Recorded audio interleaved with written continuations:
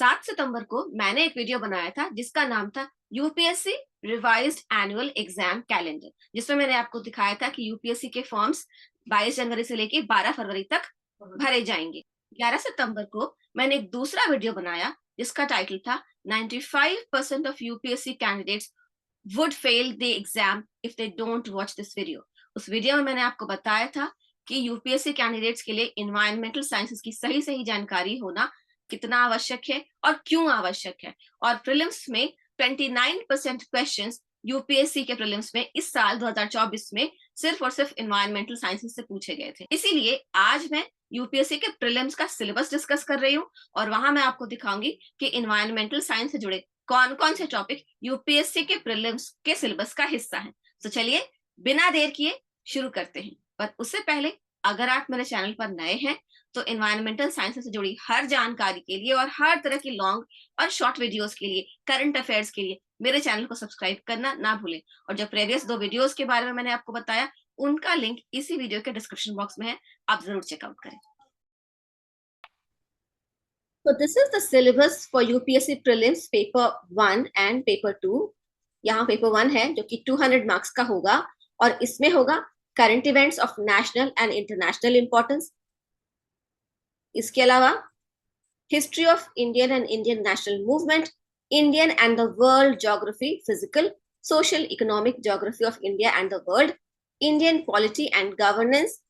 Governance में होगा constitution, political system, panchayat Raj, public policy, rights issues, etc. Economic and social development, sustainable development, poverty, inclusion, demographics, social sector initiatives, etc. इसके अलावा general issues on environment, environmental ecology, biodiversity and climate change that do not require subject specialization और general sciences। फिर paper 2 है, again 200 marks का और ये prelims का ही है। comprehension, उसमें interpersonal skills including communication skills, logical reasoning and analytical ability, decision making and problem solving, general mental ability, basic numeracy, numbers and their relations, orders of magnitude, etc. class 10 level। इसके अलावा data interpretation, charts, graphs, tables, data sufficiency, etc. again class 10 level। और यहाँ पर note करने वाली बात ये है, note 1, paper 2 of the civil services preliminary examination will be a qualifying paper with minimum qualifying marks fixed at 33%। तो paper 2 जो है ये वाला, ये एक क्वालिफाइंग पेपर होगा, इसके मार्क्स फाइनल में जुड़ेंगे नहीं और इसमें कम से कम 33% लाना जरूरी होगा। और नोट 2 में है the questions will be of multiple choice objective type. ये तो हम सभी जानते हैं कि प्रीलिम्स में ऑब्जेक्टिव टाइप क्वेश्चंस आते हैं। अब मेरा ध्येय क्या था इस सिलेबस को दिखाने से पहले, what was my objective for you to tell you the syllabus. देखिए यहाँ पे इन्वायरमेंटल साइंस कहाँ कहाँ पूछा जाएगा, current events of national and international importance. National and international important का जो भी करंट इवेंट है उसमें अक्सर इन्वायरमेंट डिस्कस होता है। COP 28 क्या होता है, COP 21 क्या होता है, क्या हुआ था, वो सब कुछ यहाँ पूछा जाएगा। ज्योग्राफी, फिजिकल, और फिजिकल ज्योग्राफी में भी इन्वायरमेंटल साइंस आता है। Physical geography actually environmental sciences का ही पार्ट है, तो उससे भी सवाल होंगे, वो भी मैं पढ़ाती हूँ। पब्लिक पॉलिसी, पब्लिक पॉलिसी में पर्यावरण महत्वपूर्ण भूमिका निभाता है, तो पब्लिक पॉलिसी भी इन्वायरमेंट के इर्द गिर्द घूमती है, तो वो भी मैं पढ़ाती हूँ। इसके अलावा सस्टेनेबल डेवलपमेंट, ये तो शुद्ध इन्वायरमेंटल साइंस का ही कॉन्सेप्ट है और उसके ऊपर जो मेरा पहला ही वीडियो है मेरे चैनल पे वो सस्टेनेबल डेवलपमेंट के ऊपर है, उसका लिंक मैं डिस्क्रिप्शन बॉक्स में आपको दे दूंगी, आप पढ़ सकते हैं।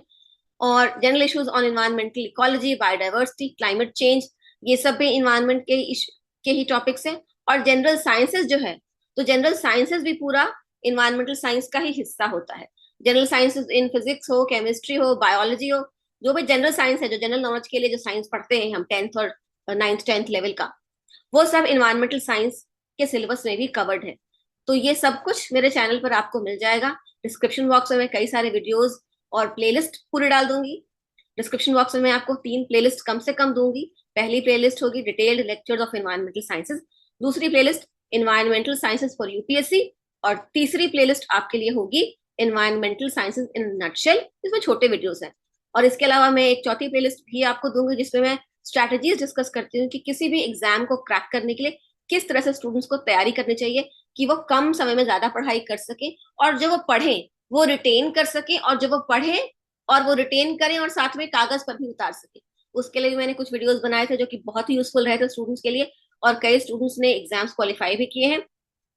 वो सारा कुछ डिस्क्रिप्शन बॉक्स में होगा। इसके अलावा वीडियो की शुरुआत में जो 2 वीडियोस की बात मैंने कही थी, वो 2 वीडियोस भी मेरी वीडियो के डिस्क्रिप्शन बॉक्स में डाल दूंगी ताकि आप उसको चेकआउट कर सकें।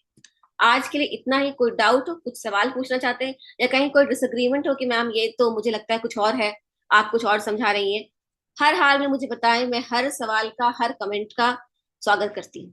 Thank you. जय हिंद, जय भारत।